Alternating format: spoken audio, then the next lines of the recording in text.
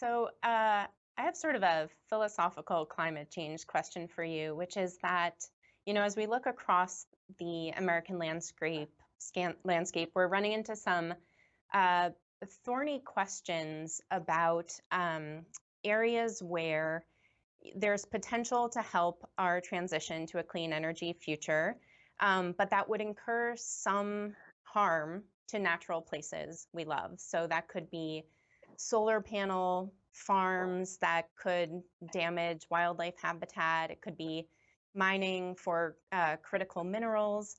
I'm curious, as one of the people in the government who's charged with conservation and protecting these special landscapes, how you respond to people who also care about the environment, but who say that, you know, some of the damage that would incur to our lands is worth the trade-off in this sort of bigger battle against climate change.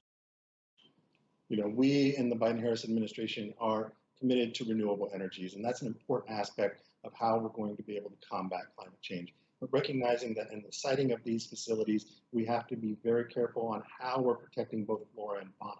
The National Park Service is completely dedicated to that.